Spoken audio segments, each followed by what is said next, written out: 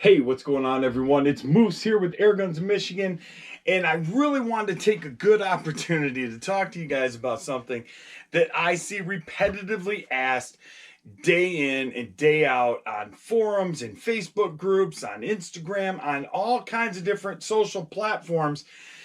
And I understand, I do, I get why people ask this question, but I think there needs to be a definitive answer on these questions, right? And I just see this question over and over and over and again. We're going to talk about pellets today, and we're even going to move into slugs slightly.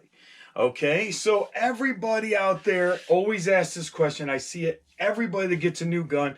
Hey, what's everybody shooting in their gun? What's doing really good in your gun? And the answer is, it doesn't matter. It does not matter what shoots good in my gun, because what shoots good in my gun may not shoot that well in your gun. And the other thing is that everybody has a different opinion on what's well. What is that good pellet to use, right? What I might consider accurate, you may say that's not accurate. What you say is accurate, I may say that's not accurate. So obviously, in the world of pneumatics, we are going for accuracy, right? It is not a race to the finish line. It is not about speed. It is about accuracy. If you can't hit the target that you're aiming at, whether it be pop cans or a target, or even better, an animal, you need to have accuracy, right? Especially when it comes to animals. Nobody wants to go out and wound an animal and have that animal suffer for days on end and potentially even survive it, but now be down to 3 limbs or 1 eye or no eyes. Then the animal suffers, right? So today we're going to talk about why pellet selection has to be something that you need to figure out on your own.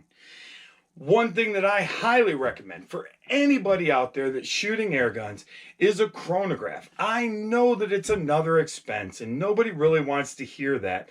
Nobody wants to say, man, I just spent $200, $300, $400, $500, $1,000, $2,000 on a gun, and now I got to go out and spend $100 to $200 or more on a chronograph.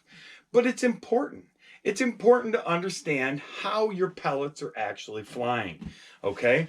So let's talk about this. And I hear this all the time. I hear people say, man, my gun sounds like a 22 when it goes off. It's because you're breaking the sound barrier. And that's not a good thing with pellets. It's not. So this is just one case that I have for 25 caliber guns. Okay? Every one of these little trays has a different pellet in it for a different reason. And also, if I get a new 22 or 25 or 30 cal or 35 cal, I want to pick the pellet that best serves me in what I'm trying to do. And that's the big question is, what is it that you're trying to do? Are you trying to small game hunt? Do you want a dual purpose gun that maybe you do some plinking as well as some hunting? Well, then that's going to matter. And here's why. You certainly don't want to just mix and match pellets with whatever you have without tuning your gun specifically for each and every pellet. When you shoot a heavier pellet, your velocities are going to be way different. Your point of impact may be dead on. And then if you switch over to a lightweight pellet, your point of impact is not going to be the same as your point of aim any longer. You're also going to speed that pellet up, which may cause that pellet to fly in a funky manner.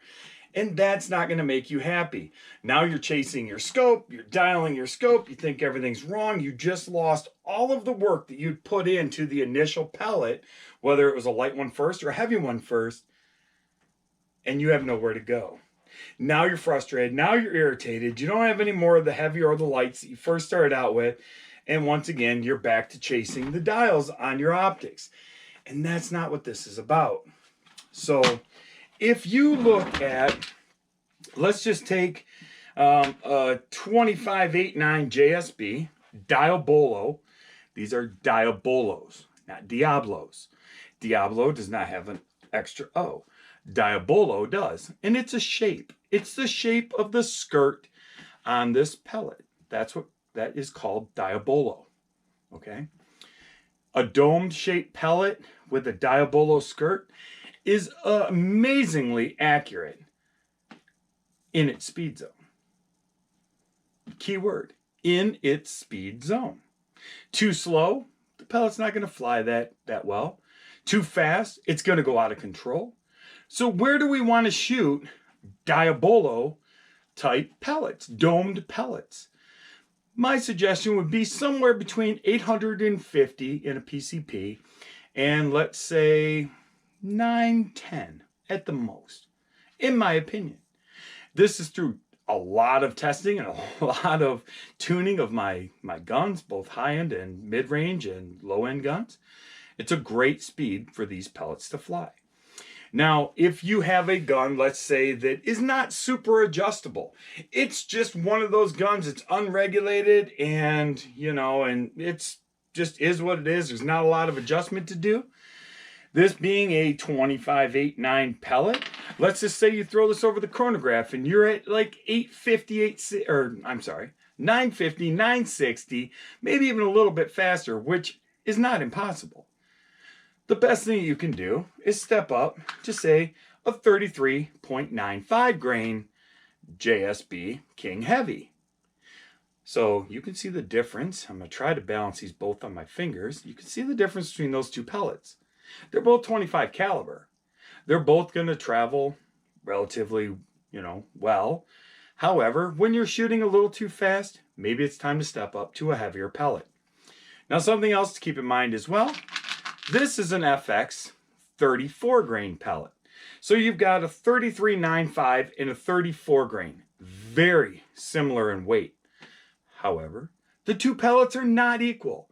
They will fly differently. Your gun might prefer the FX, or there's even an Air Arms version of this same pellet in that same weight class. You may find that the JSB flies better in your gun.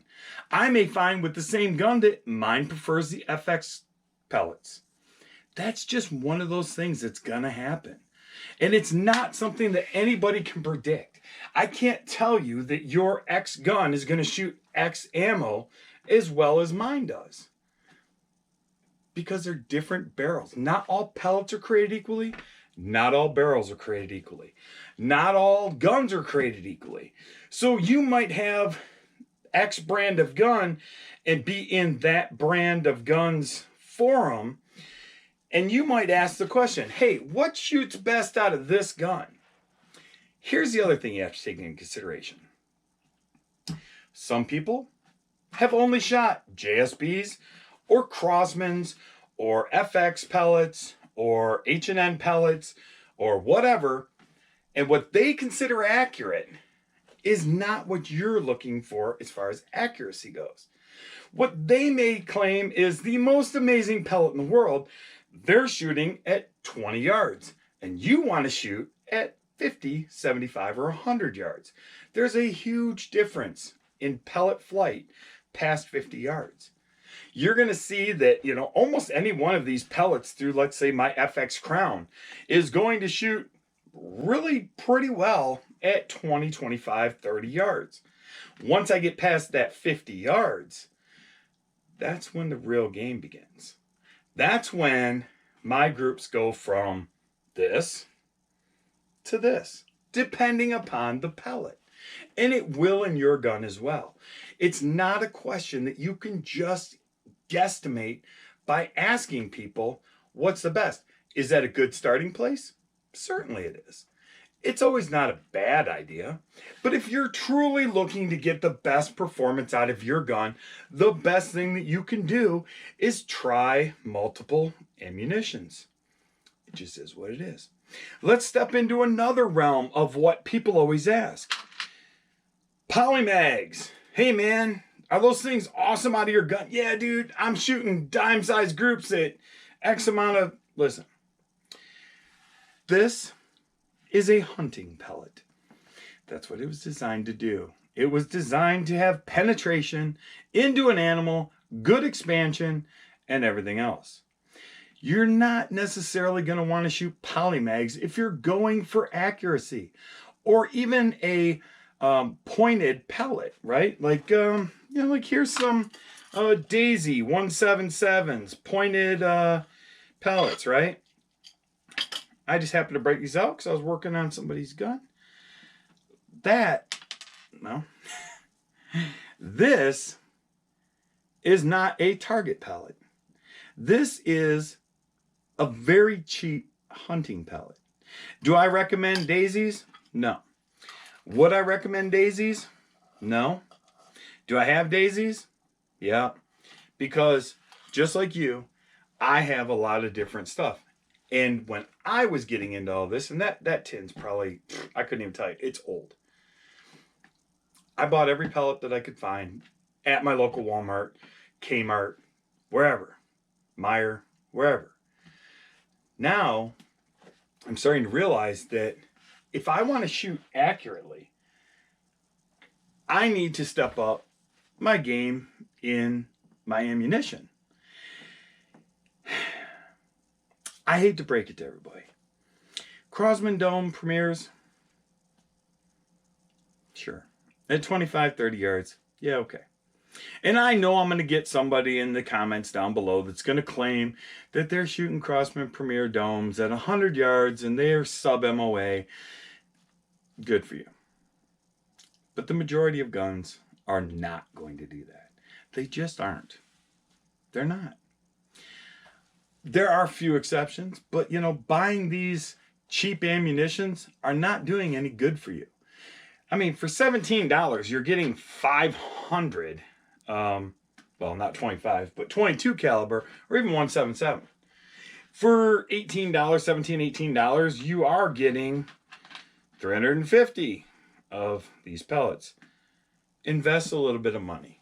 Do yourself a favor. Figure out what you really want to do, and then buy your ammunition accordingly. H&N Hornets. These things are very expensive. These are not for just going out and shooting targets. They're not. They're hunting pellets. That's what they were intended to do. They are intended to inflict wounds upon animals that make it so that their death is quick and painless as possible.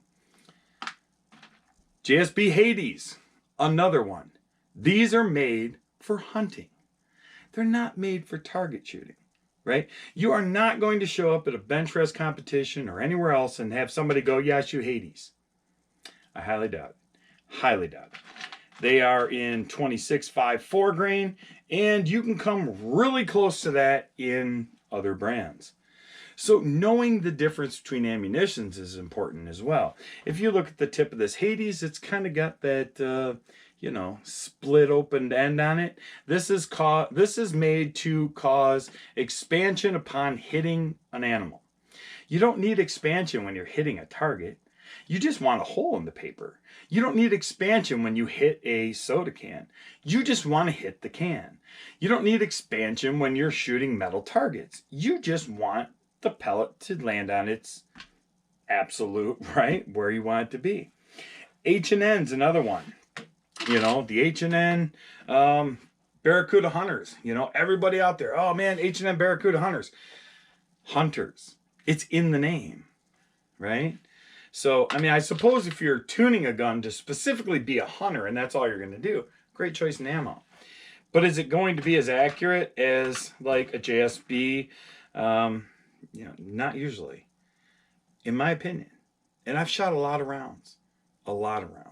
So I'm trying to help you guys to understand where you guys should be focused on. And when I say that 850 to 910, those are just general guidelines. Your gun might only shoot 840. Is that going to fly straight? Try different pellets and find out. Stretch yourself out. Do some extra shooting. Figure out what your gun likes to shoot. You should be shooting as accurately as you want to shoot with that gun. Not as accurately as your buddy who claims that X pellet is the only pellet to use in your gun. Because that's not true. The right pellet to use in your gun is the one that shoots the best. Now, if you want to get faster than that 910, then what I suggest is stepping yourself up to some slugs. These are FX hybrids, 26 grains. They fly extremely well at extreme speeds.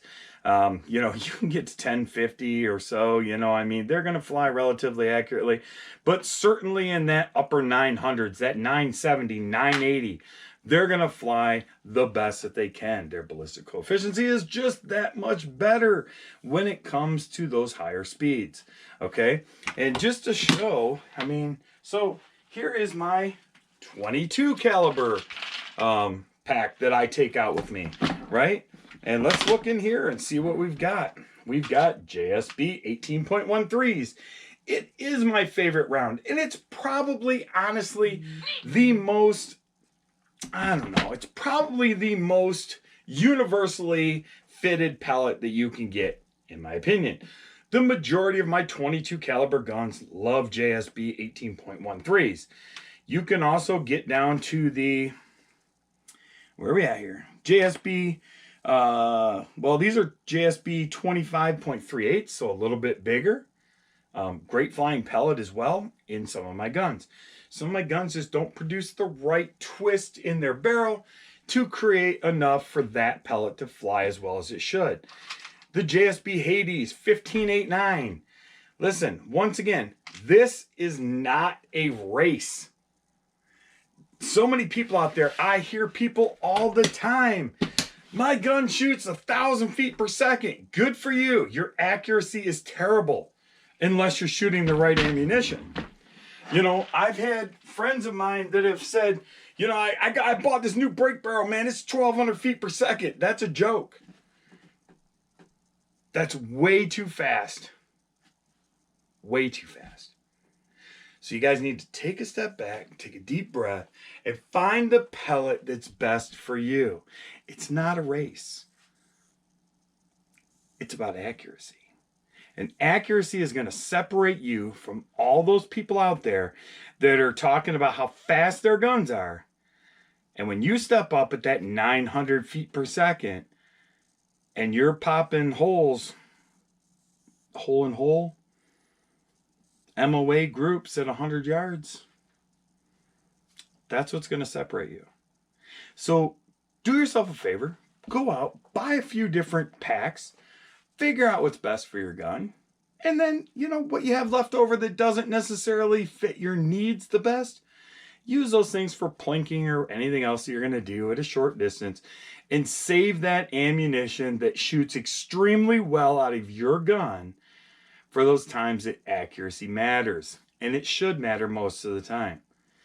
With that being said, I'm going to stop. I'm going to get off my soapbox, but I hope that helped you guys understand a little bit about the difference between shooting a domed pellet, maybe a flat nose pellet, which are not really that accurate past, say, like 10 yards. Generally, domed or flat point pellets are made for 10 yards, maybe 15, out of low-powered CO2 guns. They don't travel good at high velocities, which is why you don't really see them in the 22 and the 25 cal. You see them in 177 because that's the majority of those CO2 guns. We are talking about high-powered springers, nitro pistons, and PCPs when we're talking about the pellets that we're talking about now. So go out. If you guys have any questions, go ahead and put them down below. I'll do my best. And if I missed anything, you know, once again, put a comment down below. I'll answer you guys as quickly as I can. Till next time, I'm Moose. This is Airguns of Michigan. And we'll see you guys later.